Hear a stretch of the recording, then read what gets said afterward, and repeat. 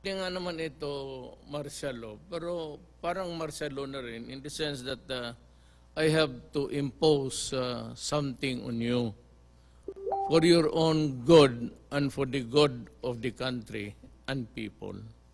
Sa akin, pag ayaw mong sumunod, ako lang ang if you ask me, sige, bahala kayo.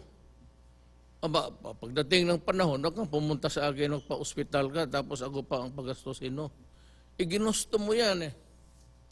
Ngayon, alam ko na sabik na kayo. Para kayong taga-bilibid, lahat tayo, pati ako. Hindi na nga ako makauwi sa Davao. Birthday ng apo ko, birthday ng yung partner ko, birthday ng anak ko, hindi makauwi. Bakit? Hindi ako pinapayagan ng mayor doon na makapunta. Walang eroplano na may pasahero makalanding sa Davao City. Pinagbabawal ng mayor doon. Kung sang-ayon ba yan sa instruction ko o yung rights of the people to travel,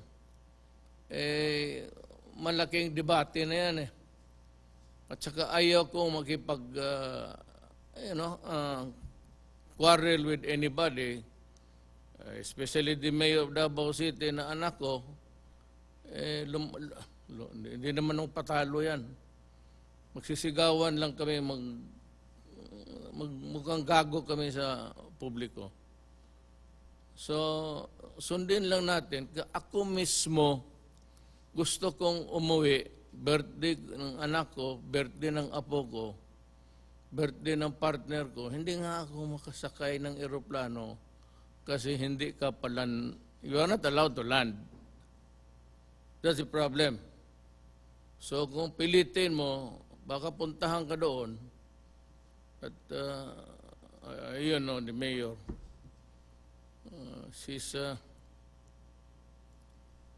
Baka doon mismo bulyawan kaming lahat. Wala tayong magawa dyan kasi yun ang patakaran niya to protect the people of Davao City. Wala ho may gusto. Ako mismo naiinip na. Nagmumura na ako. Every time I wake up, kakain ako, breakfast, nagdadaldal na ako sa, ito, ano bang klaseng buhay inabot natin dito sa mundong ito ngayon. You know, as far as I can remember, walang ganitong nangyari, yung epidemic. Epidemic is kung sa Pilipinas lang. Pandemic is yung buong mundo. Tayo ang nakatikim ng pandemic. And ang sakit nito, mahirap awain. Hindi mo makikita at basta na lang yung transmission. Sabi ko nga, I do not believe na yung sabi 2 days after the warning, nag-lockdown ako. I believe that even during the previous months, meron na yan at nakapasok na dito. Hindi lang alam ng mga tao. So yung hindi nakapag-ospital, mahirap. And that is a very terrible, the irony of it all, yung namamatay sa bahay at sinabi lang may lagnat, hindi naman nakapag-examine sa doktor. And for all you know, nandyan na yan. Yung COVID na yan could not travel more than 2 days nandito na yan, dala na yan at ng ating mga bisita. Ayaw ko naman magdada ngayon. Hindi naman nila gusto. Sino bang may gusto na patayin ang kapwa-tao mo, pati yung mga nasa bayan mo? Walang may gusto ng ganun. Ako ayaw ko. Po nakikita, konting panahon na lang. Sinasabi ko sa inyo yan, nagbabasa ako at nakikinig ako, lahat ng istasyon, BBC, kung ano na lang, at yung mga briefer, meron akong mga hindi bakuna. Kasi yung bakuna galing talaga sa loob ng tao kukunin, tapos i-culture. Ito ang ano nila, parang killer. Inumin mo, hindi naman galing sa katawan mo, it's a chemical, I suppose. Tapos papatayin yung problema nito, pati yung ibang cells, papatayin rin niya. And that could be a problem. But the experiments are getting into a high gear. Baka makakita tayo ng lunas in a few days. Once there is yung ma-perfect nila, and they are ready to market the medicine, I will lift immediately. Not a single, not even a single moment of delay. Patanggalin ko yan kasing inip na talaga rin ako.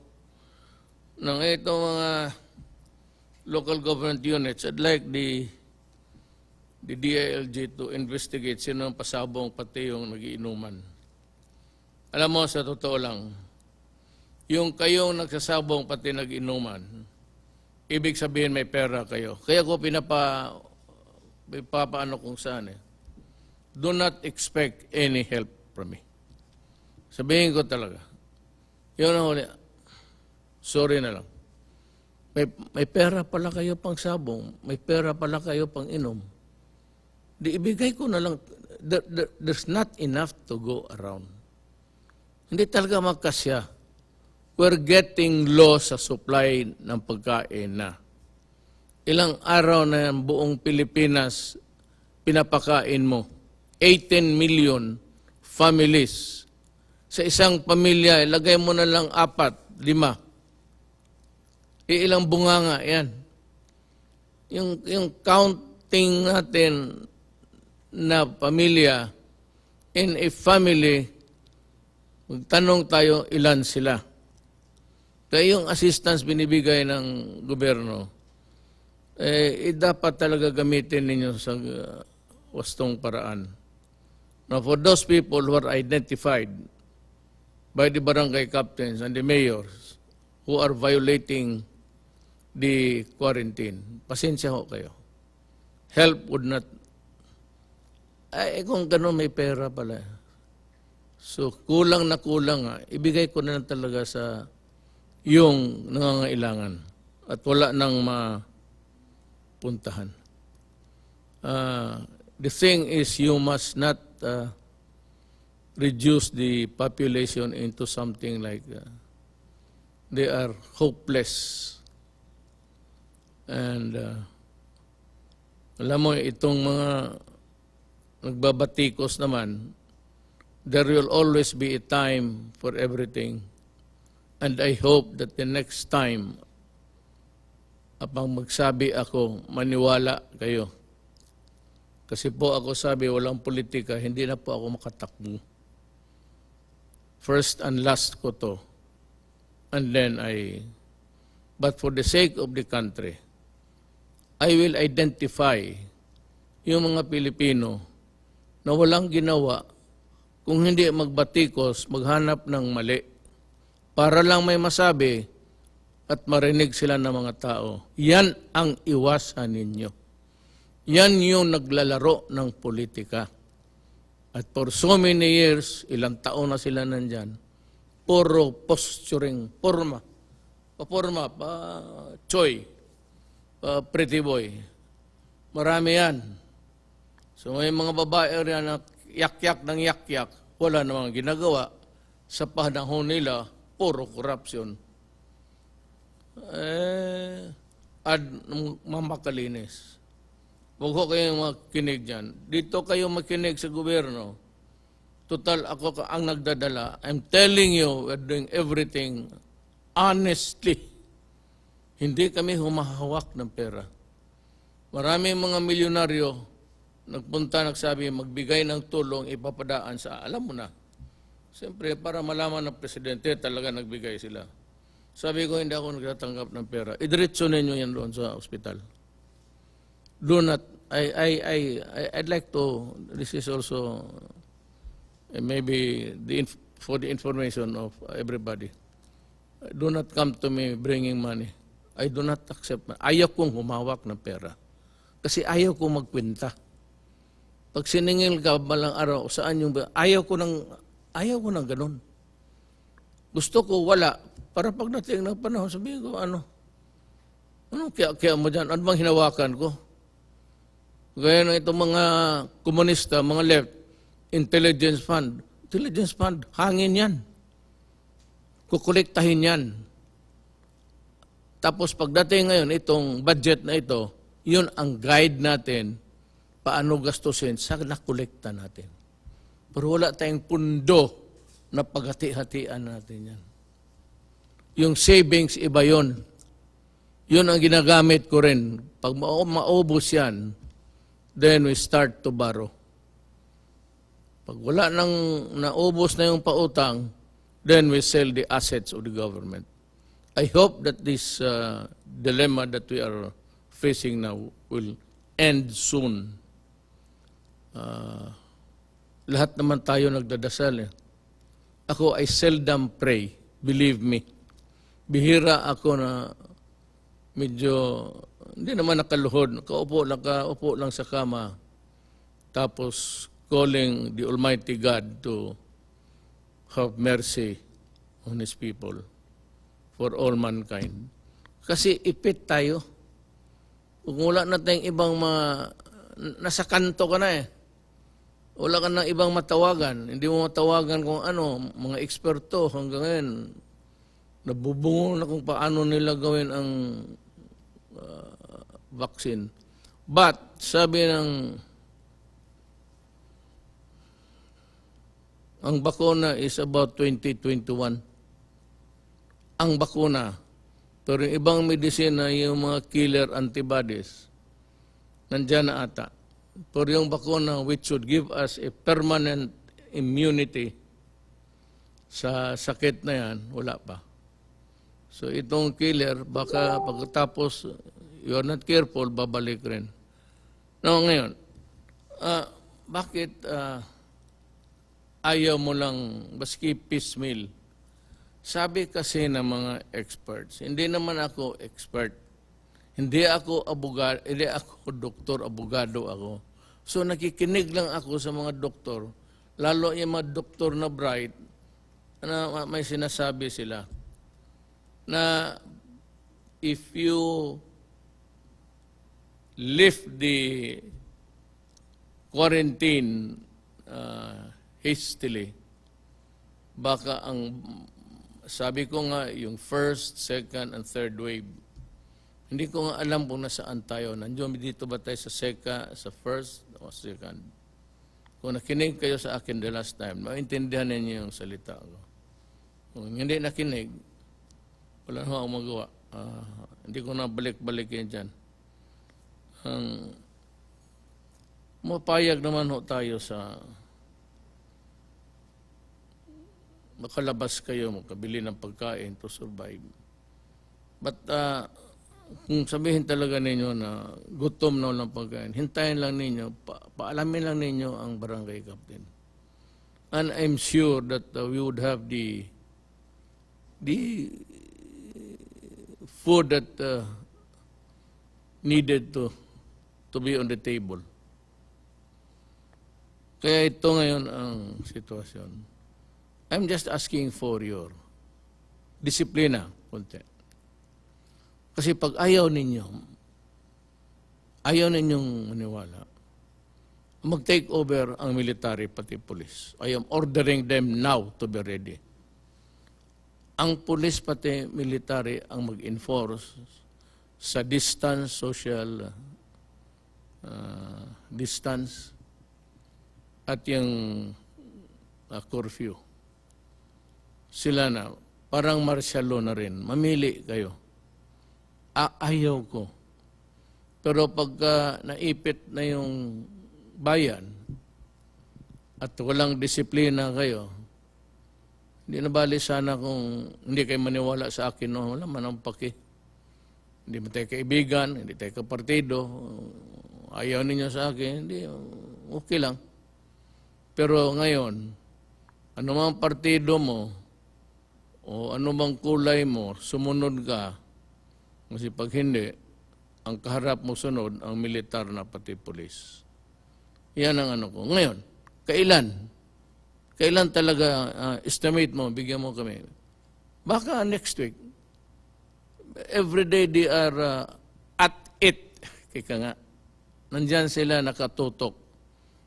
Habulan sila ngayon. Pero alam ko, even before the vaccine, which yung isang malaking Johnson & Johnson, sabi nila that they are almost a mile away, 2021. Yung iba naman nagsabi that kung matsambahan nila, baka matsambahan nila, may medical studies na sila, clinical studies. Kung yung binigyan nila ng 50 persons, lumusot lahat na may COVID, baka swertihin tayo. Swerte yan ng kumpanya, swerte ng tao sa mundo.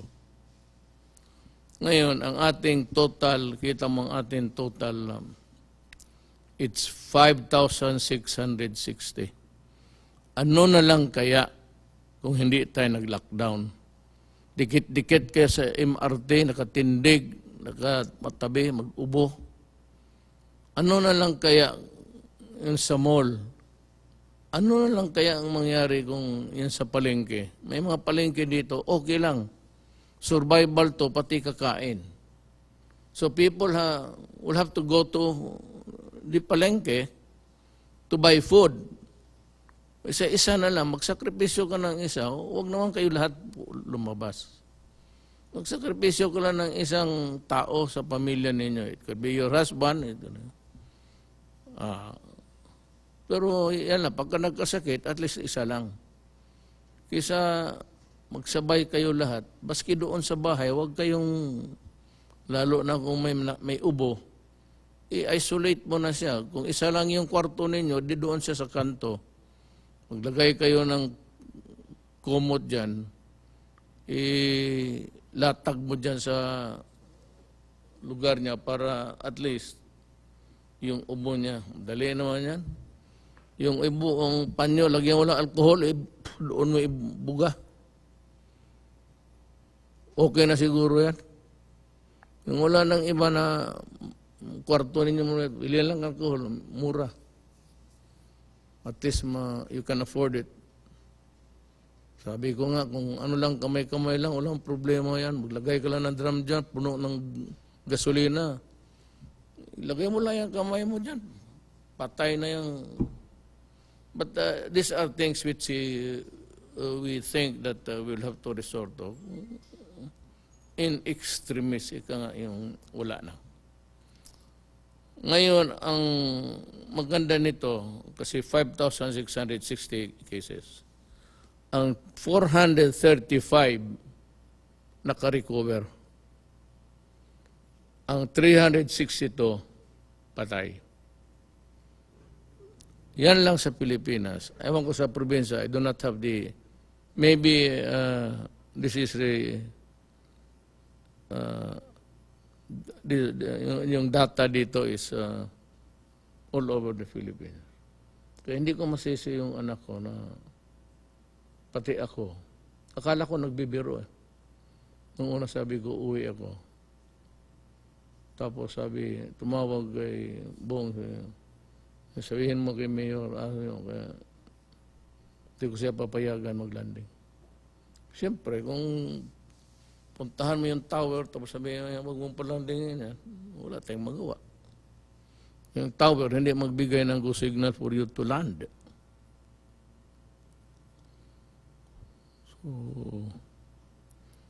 So ulitin ko yung nahuli.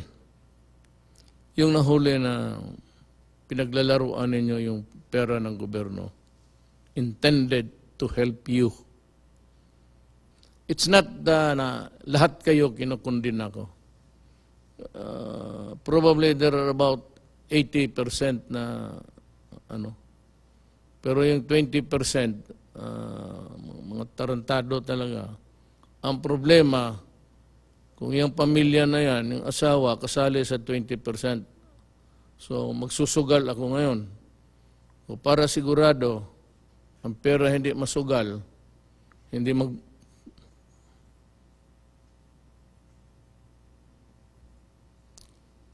ibili ng alak, katarantaduhan. Yan,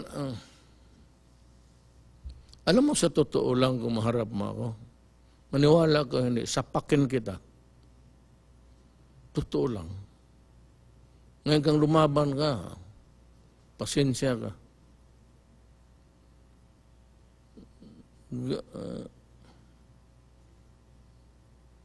Ganun talaga. Pag may ibigay ako na pera tapos na, pati yung mga pulis mahuli ko magpiat-piat dyan sa estasyon.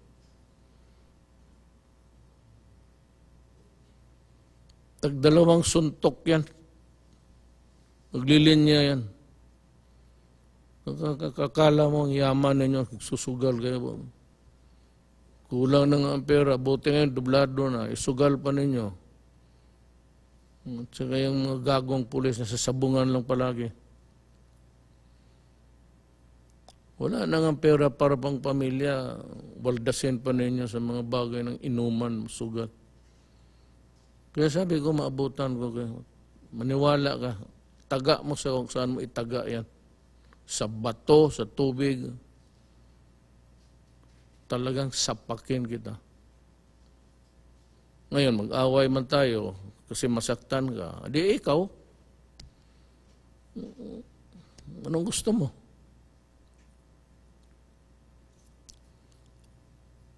Buti magkaintindihan tayo. Hindi ako napagtapang-tapangan.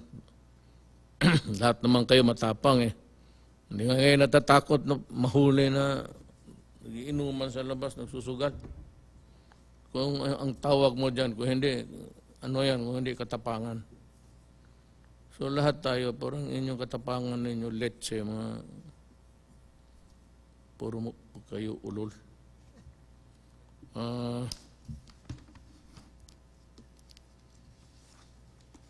Tong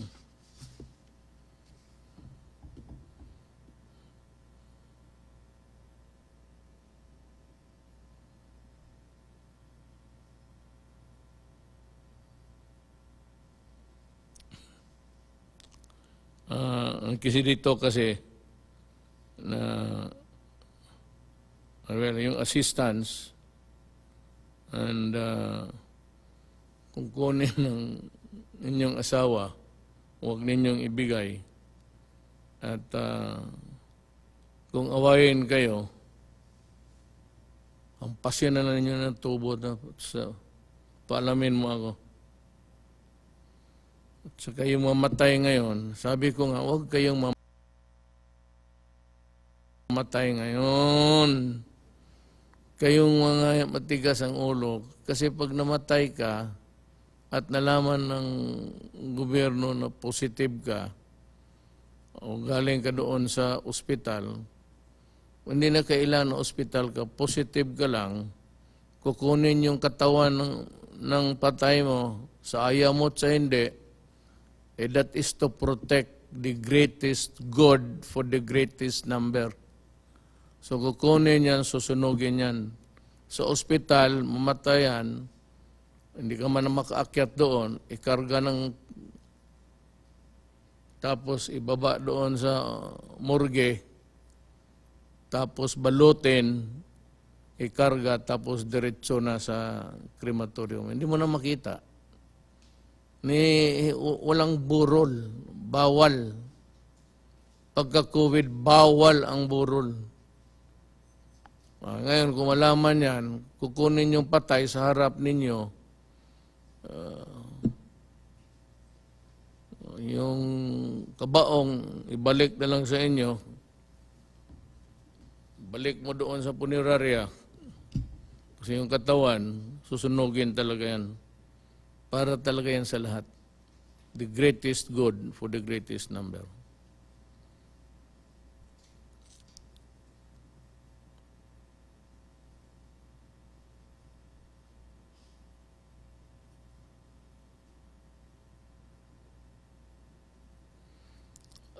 Gobyerno lahat. Hindi kayo makapili ng crematorium.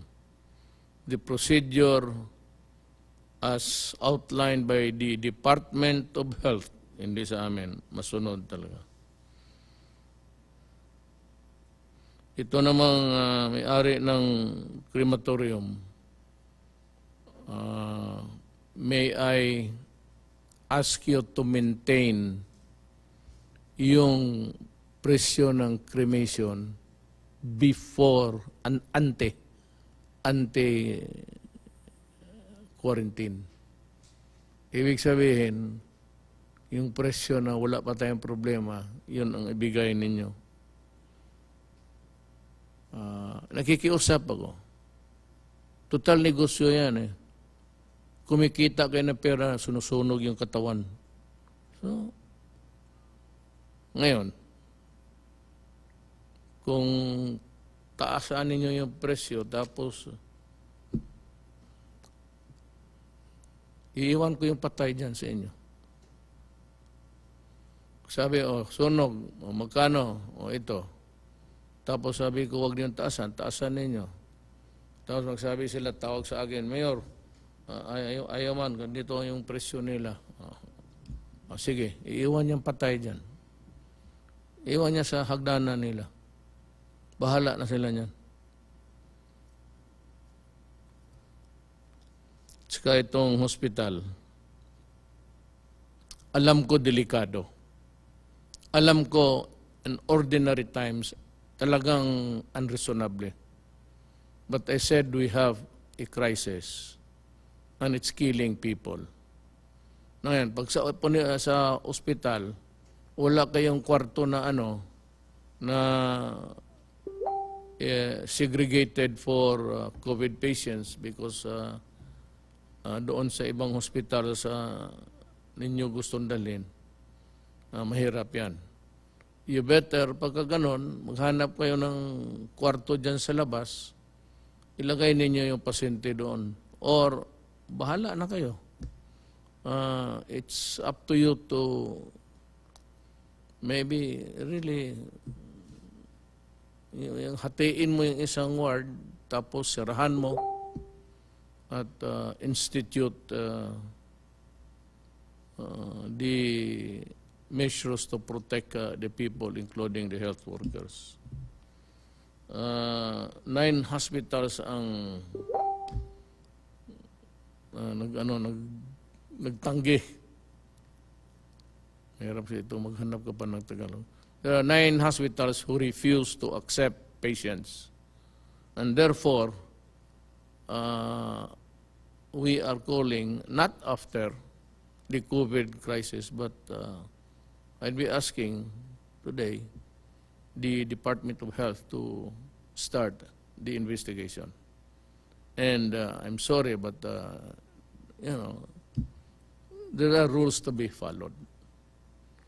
And when you begin to the rules, yan ang ganun tama, kakaproblema tayo. Hospital kayo, you are the sanctuary of the sick. You do not choose the ailment of the patient you are accepting. It is not just simply not within your power. Morally, kaya maghanap kayo ng paraan kung how to deal with the problem because you are a hospital. But sabihin mo na papasukin mo, mahawala, then that's a problem. You might want to start asking questions, build a tent there somewhere, doon muna ilagay, then you can determine. And I'm sure it will not be unreasonable. You're also trying to protect everybody in the hospital, including the sick patients. So I can understand. You can build a makeshift thing plus tent or what, and you can do the investigation there. Well, at a distance. But whether or not it is really enough, that is your problem. You're a hospital. So kung hindi mo kaya maging hospital, sasarahan na lang kita. Why pretend to be a hospital when you are not a hospital? Because you cannot choose the patients that you have to attend to medically. I hope I have made myself very clear on this.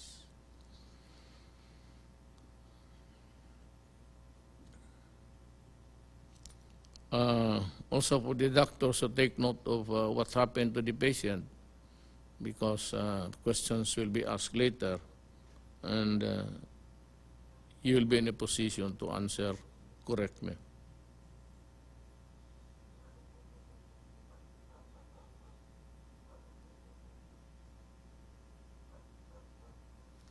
Yung tao na hinuli, you have to, I know that the police, military, and everybody else, for that matter, just want also to enforce the law. But kung yung tao naman nakita mo and you are satisfied with the explanation, kung nagdala ng karot saan niya nakuha para pakain sa pamilya, sabihin mo saan siya nakatira. And kung hindi na wala namang sakit, for the police to ipasa na lang. Kung taga Tondo, ganun, ihatid mo sa boundary, tawagan mo yung police doon, na ihatid ninyo kasi nakatira sa dyan sa Tondo, kayo na maghatid. And let the barangay captain inform him of the situation, that there's a guy here, family was not eaten for, tulungan na lang natin. I'm sure if you bring this to the attention of the mayor, Mayor Moreno, and every mayor for that matter, no mayor could ever also bear to see his constituents die of hunger. So I'd like to remind everybody that whatever we do here, there has to be a humanity in it. It's just a question of enforcing the law. You have to take into account the humanity angle. So, kaawa naman.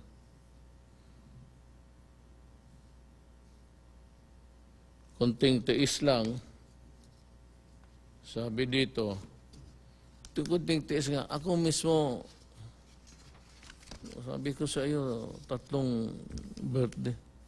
Ang masakit sa akin, kasi ang nagbawal sa akin mag-land, ang anak ko. So, sa panahong ito, kung ano yung pinapaira nila na batas, wala akong magawa. Because they're trying also to protect the people of Davao City. It might be a very noble gesture, but it can sometimes be cruel because people from the outside cannot enter. Davao. Maybe you are allowed to leave, but to enter, wala na, pati yung mga bus galing Bukidnon, North Davao, Del Sur, Occidental. A lot of those residents may mga anak, nag-aaral. Ang problema, may lockdown. And you know, I have to admit it. This thing about sequestration or quarantine is a cruel. It's a cruel action by the government. Hindi madali ito. Pati ako nasasaktan. Problem is, kung magdikit-dikit tayo uli, palabasin ko kayo lahat, magsakay na naman kayo ng train, lalo na nga, marami ng puntahan kasi ilang araw na bara. Magdikit-dikit na naman tayo, isang ubo lang, haros yung. Kasi kung hindi ko nilockdown ng Pilipinas, kita mo yung mga bansa na, hindi naman, I don't know if it's kayabangan rin ng mga leader, ayaw. Dito tayo ang nauna sa Asia. Tayo talaga ang nauna sa Asia. Maybe, hindi naman ako nagyabang, maybe because I was really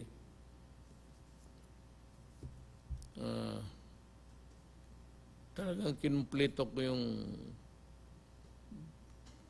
pagka mayor ko para maalagaan ko kayo. Sorry, I'm not given to use the word president. Kaya sabi nga nila si Duterte hindi presidente. Tama. Tama, hindi ako presidente. So anong asta ko? Mayor. Bunganga ko, mayor. Lahat ng galaw ko, mayor lang ako. Ngayon, kung may standard kung paano gagalaw ang presidente, wala pa akong nakita. Walang guideline, paano magdamit, paano maswerte na.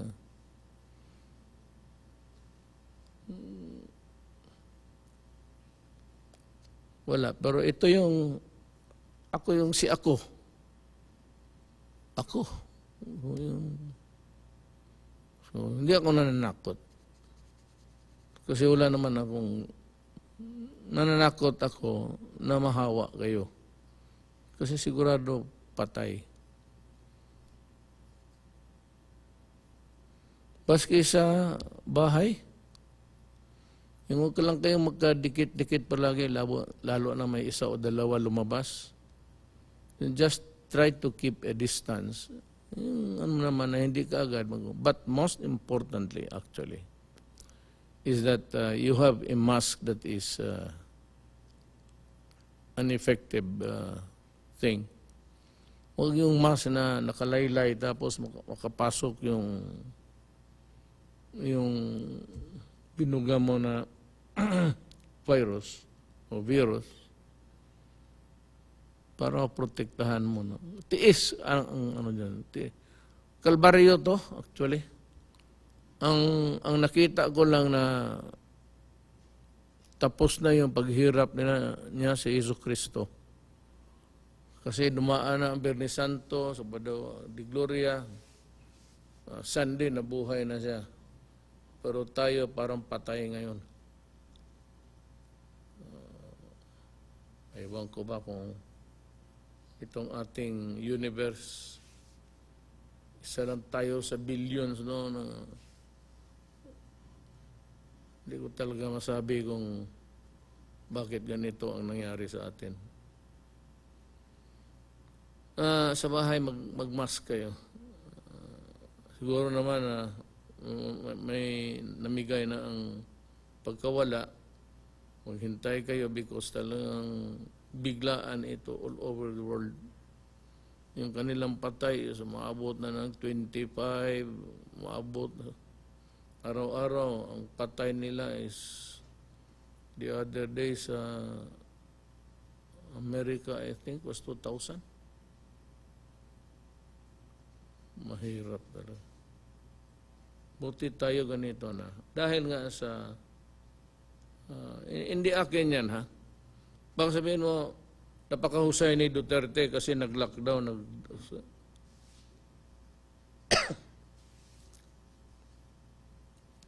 Ang may sabi niyan, yung mga doktor, hindi ako. Hindi akin itong social distancing. Itong distance rule.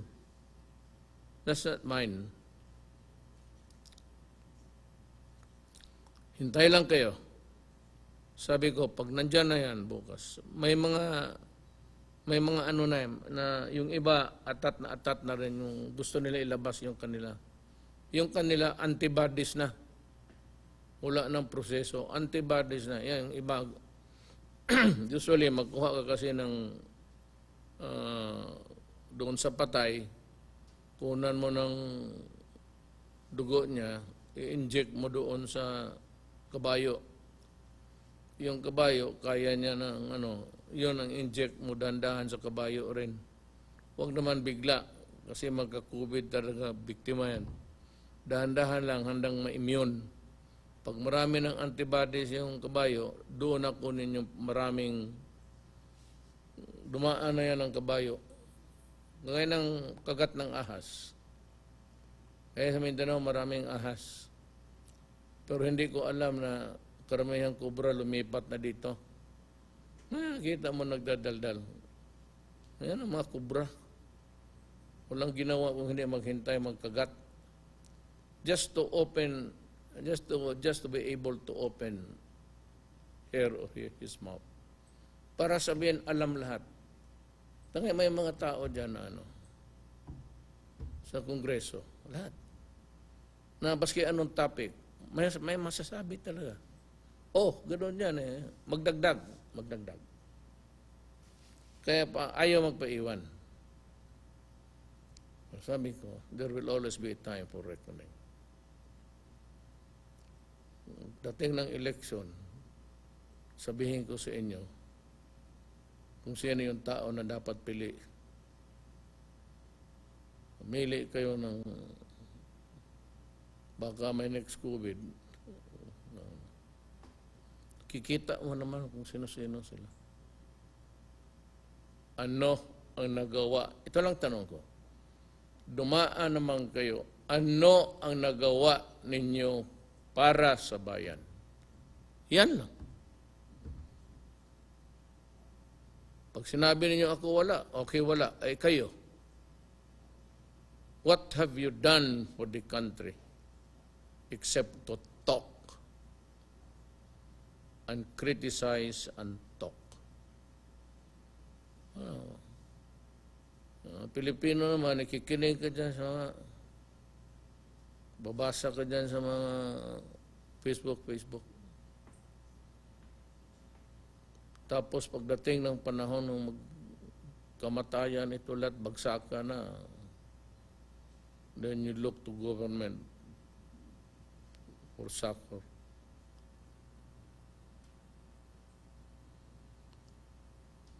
So yan lang ang maibigay ko sa inyo. Kung ano ninyo gusto, kwentuhan ko kayo sa anong gusto ninyong kwento.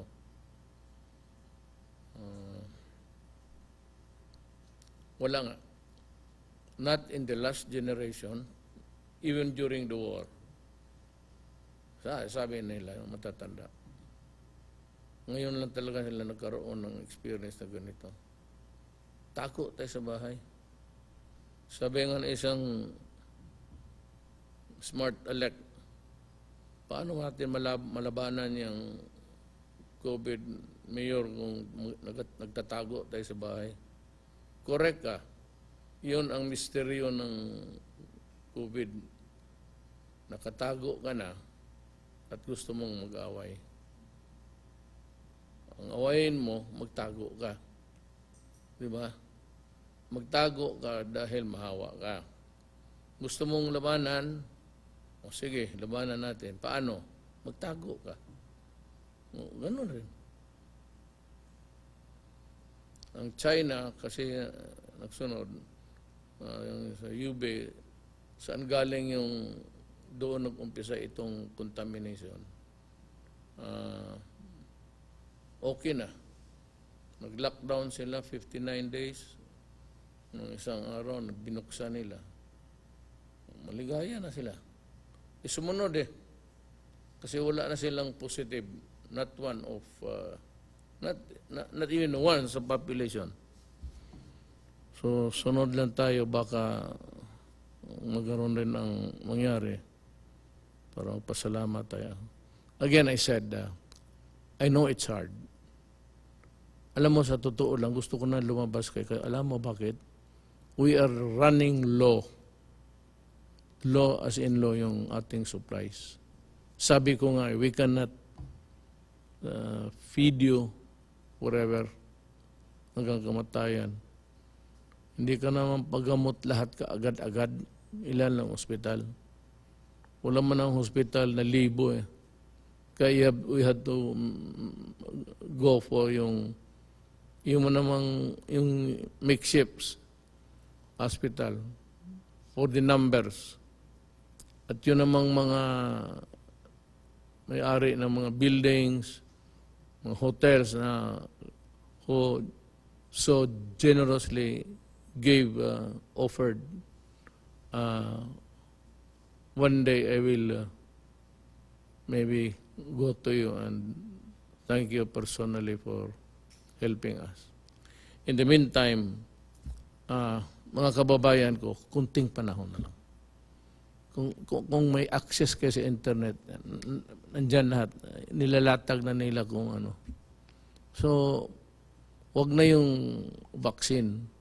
Itong mga killer antibodies na lang. Kasi kung mabili yan, in mass production, mabigyan ng quota yung Pilipinas at sufisyente, I will lift ang medisina lang kailangan ko. Vaccine 2021. Kung baga ito, kung bacteria, antibiotic, penicillin, gano'n. So, pinapatay yan. Hindi dahil sa katawan natin, kung hindi dahil sa injection. Kunting panahon lang. Kunting tiis na lang talaga. Nakikiusap ako. And besides, I said we are running low sa supply. So, we are negotiating again now. If we can have, we can borrow. Kasi yung may sabi mo na $500 million, part of that really is to control COVID. So, may mo talaga yan. Hindi mo pwede gastusin yan sa infrastructure. It's intended just for the human being. So, dadating rin yung panahon na yan. In the fullness of God's time, the antibodies and the vaccines will come.